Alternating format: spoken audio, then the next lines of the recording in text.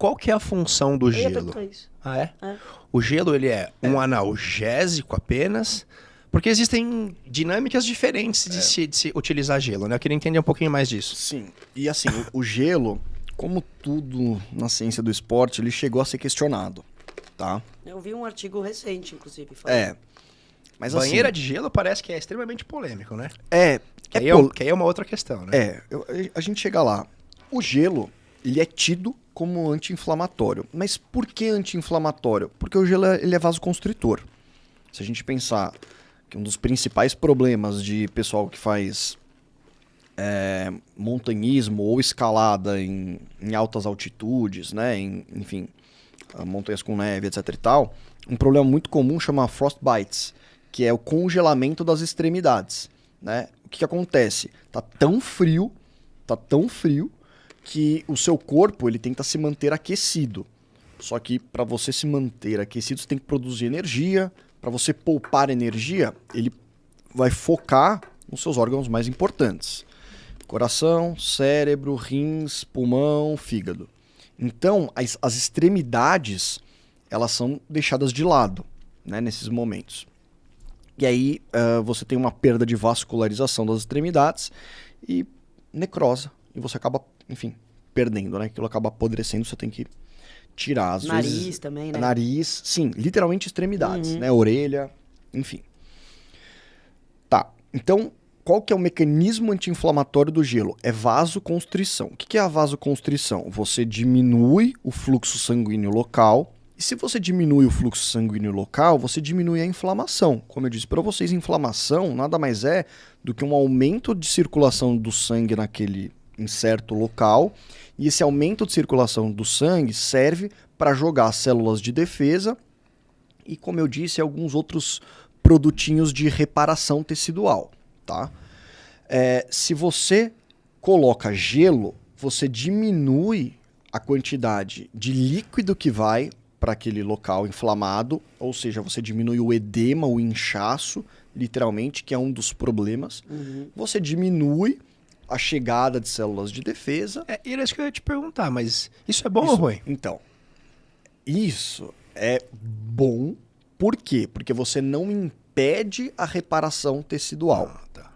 Tá? Você pode diminuir aquilo momentaneamente, tá? Mas você não vai interromper o processo.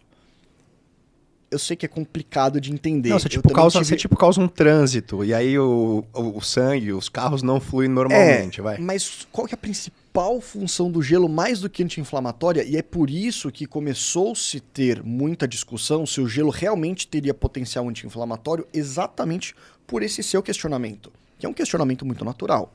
Fala, pô, se eu tô parando a inflamação, qual que é o problema? O problema é que não é só esse mecanismo inflamatório que existe, e a principal função do gelo é analgésica. O gelo tem uma função de diminuir dor. É por isso que se usa muito gelo em lesão, tá? Ele diminui um pouco, principalmente o gelo feito imediatamente após a lesão. Ele atenua um processo inflamatório exacerbado. Se a gente pensar em inflamação, a inflamação ela é benéfica, mas inflamação excessiva é um problema para o corpo. Tanto que a gente tem uma condição que o corpo ele acaba tendo uma reação inflamatória excessiva e pode até te matar, que chama sepse. A sepse nada mais é do que uma reação inflamatória extrema do seu corpo contra uma bactéria, um vírus. Então quando fulano teve uma pneumonia e evoluiu para sepse. O que aconteceu? Aquela pneumonia, o seu sistema de defesa não está conseguindo matar aquela bactéria, então ele começa a jogar cada vez mais mediadores inflamatórios, só que esses mediadores inflamatórios causam alterações muito graves no seu próprio corpo. Então é o seu sistema de defesa que está hiperreagindo e causando os problemas para o seu corpo. Por isso que a gente usa anti-inflamatório e corticoide. Tá? Só que quando eu uso anti-inflamatório ou corticoide para uma lesão muscular, aí sim eu atrapalho o processo cicatricial. Por isso que não é bom você usar anti-inflamatório para qualquer dor muscular, porque você está interrompendo o seu processo de reparação tecidual de hipertrofia, tá? A gente usa anti-inflamatório, por exemplo, no futebol. Quando é que eu uso? Os meninos falam, Doc, tem um remédio aí? Eu pergunto, como é que tá a sua dor? Qual que é o grau de dor que você tá e que dor que é? Ah, não, tô todo dolorido. Ontem mesmo. Todo pós-jogo eles vêm falar. Não, Doc, tô com muita dor muscular. Eu preciso entender, se é uma dor global, generalizada, eu não vou usar anti-inflamatório. A não ser que ele tenha uma dor praticamente incapacitante. Ele não tá conseguindo se mexer, as costas travaram, não tá conseguindo andar. O que a gente avalia ali? Risco-benefício. Então, eu preciso avaliar se tirar a dor dele é o mais urgente, e nesses casos extremos ou se é uma dor que eu sei que eu posso orientá-lo hidratar, dormir, descansar, fazer uma boa recuperação, né, pós-jogo, liberação miofascial, literalmente tem muitas coisas questionáveis que se usa bastante hoje, que é compressão. E sauna. A sauna para recuperação ela não é muito boa. A sauna ela vai funcionar assim como um mecanismo de contraste que você chegou a me perguntar. Quando eu falo que o gelo ele é vasoconstritor, ele diminui o fluxo sanguíneo, a sauna, o calor, aumenta a vasodilatação. Então, tem momentos que eu preciso diminuir o aporte sanguíneo e a inflamação para diminuir a dor, eu uso gelo. E tem momentos que criar calor local faz com que a musculatura tenha um aporte de nutrientes, um aporte sanguíneo e que ela fique mais relaxada. Então, algumas contraturas musculares, elas se beneficiam mais de calor do que de gelo. Mas tudo depende, tá? A gente precisa avaliar muito bem.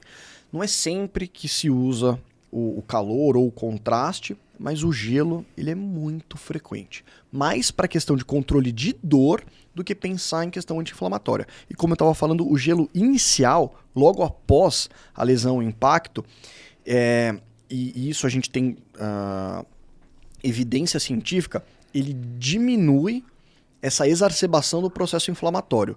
Então, o edema que vai ocasionar naquela lesão ali, ele vai ser menor. Talvez eu tenha um controle melhor de dor. Eu já controlo a dor inicialmente para o indivíduo ali, então eu melhoro o processo. Por isso que existe um protocolo a se fazer em toda a lesão esportiva, que é o protocolo PRICE. PRICE. Basicamente é gelo, compressão, elevação e analgesia. Tá? Então você vai controlar a dor do paciente e a inflamação, você vai colocar gelo, você vai comprimir, pressionar o local. Então por isso que você vê o pessoal passando faixa também, o gelo, e passa a faixa e aperta a faixa. Também você comprime o local, você diminui a possibilidade daquele local inchar demais. Literalmente por uma ação mecânica. Né? Impede que aquele local fique edemaciado. E vai fazer o gelo e elevação, porque a elevação favorece o retorno venoso, né? o retorno do sangue daquele local. Então é o protocolo inicial para qualquer lesão esportiva. É engraçado isso, né? Quer dizer que o próprio mecanismo anti-inflamatório natural do corpo, ele acaba sendo tão exagerado que ele causa mal. Sim, e vou além. Se a gente pensar em hipertrofia, o que causa a sinalização da hipertrofia é a inflamação. Né? Então, por isso que o gelo ainda tem controvérsias, por isso que se estuda muito essa questão de mediadores inflamatórios, porque o que a gente já sabe é que um dos principais mediadores da resposta da hipertrofia muscular é a interleucina 6. Ela participa do processo, tá? Não estou falando que é ela que vai, mas ela participa do processo. E a interleucina 6, ela é um mediador inflamatório que você encontra tanto na sepse, aumentado, quanto pós-treino. Tá? Eu vi um trabalho recente, não, já vai fazer um ano. Eu podia ter trazido. Que banheira de gelo, todos os treinos atrapalhava bastante o processo de hipertrofia. Se a gente pensar neste mecanismo, sim, tá? A banheira de gelo tem 2 problemas, tá? O primeiro nunca... É terrível. Não, esse é um dos maiores problemas. O terceiro problema. Esse é o terceiro problema. Ela é horrorosa, tá? Mas é uma questão de costume. Eu tinha muita dificuldade. Lá a gente não tinha banheira quando eu treinava atletismo, mas a gente tinha tonel. Então a gente fazia uma vaquinha. Só que qual que é o problema do tonel? E de jogar gelo assim? Você não consegue atingir a temperatura necessária. É muito difícil. Então, assim, é quase um placebo. É quase um gelo que não vai ser tão efetivo. E o problema de você fazer pós todos os treinos é exatamente isso. Porque se todo pós-treino você cria, mesmo que momentaneamente, uma certa atenuação do processo inflamatório, se a gente pensar nisso a longo prazo, estatisticamente, talvez você tenha um prejuízo na conta final da hipertrofia. Acho que do Cariani, não lembro. Os fisiculturistas, eles entram numa câmara de crio. Acho que é nitrogênio. Assim, tem 90 graus negativos, o cara fica 2 minutos e sai. Jura, é uma coisa... Eu precisaria checar... Quem falou disso foi o Júlio Balestrin, que fez em Dubai, lá. Ele falou disso, que ele em Dubai entrou numa câmara. Mas você vê vários atletas da gringa também fazendo isso. Mas é de crio, porque assim, hoje em dia tem muitas câmaras, tá? Hoje em dia tem uma câmara de oxigênio a 100%, que, enfim, os estudos demonstraram que isso auxilia no processo de recuperação muscular, tá? Tem várias promessas aí que ajudariam na recuperação muscular pós-exercício, né? Que acelerariam, enfim, esse processo. Essa câmara é uma delas. Se eu não me engano, o Flamengo comprou uma câmara dessa, mas assim, a gente está falando em investimento simplesmente para uma equipe de pontas, né? Existem métodos mais baratos, né? Tem empresas de recovery, essas que fazem bota pneumática, que fazem essas botas de criocompressão. Então, além de comprimir, ela dá um influxo de água gelada, literalmente, e funciona como gelo e compressão ao mesmo tempo. Apesar que a compressão, estatisticamente, é algo muito controverso, né? Os estudos não mostram melhora de performance com aquelas botas de compressão, mas é gostoso. É gostoso. É gostoso, tá? E assim, a gente não pode esquecer que, dentre vários processos dentro do treinamento e da recuperação muscular, bem-estar, sensação e placebo são ferramentas muito importantes e fazem diferença na vida do atleta, tá? Então, simplesmente, se eu criar aquele atleta que estava com muita dor muscular, se eu crio uma compressão ali e aquela compressão dá um alívio da dor dele, mesmo que momentânea, já está valendo. A questão é sempre o quanto está valendo, né? Porque não dá pra gente falar que, isso é bom pra caramba, vai lá e faz, porque custa dinheiro, né? Pra quem tem dinheiro, não é problema. É problema pro indivíduo normal que vê o atleta fazendo e acha que ele só vai conseguir performar em alto rendimento se ele tiver uma bota pneumática em casa. Aí ele vai lá e compra algo que talvez ele não precise, né? Tem alguns praticantes que compram as arminhas de massagem. Sei. Né? Você conhece bem. Você tá falando de você? Eu tô falando de mim mesmo. Mas eu comprei porque é uma ferramenta de trabalho também. Se ela não faz bem, pelo menos gostosa ela é. Não, mas as machine guns, elas têm benefício exatamente no processo de soltura miofacial, enfim, eu tô brincando. É um bom encurtamento pra transa também, né? Não sei. Começa a fazer uma massagem e tal, tralala. Eu não sei se eu recomendaria por causa da velocidade, da aplicação da força. Mas se mas eu tô falando só, ele é um encurtador de caminho, vai. Você tá com preguiça de fazer massagem com as mãos. Com as mãos, e aí você passa a maquininha, exato. Tá, perfeito. Entendi. Boa. No processo de reabilitação muscular, a soltura miofacial, a massagem, ajuda muito o fisioterapeuta, né? Sim. Porque haja imagina. polegar, né? Enfim.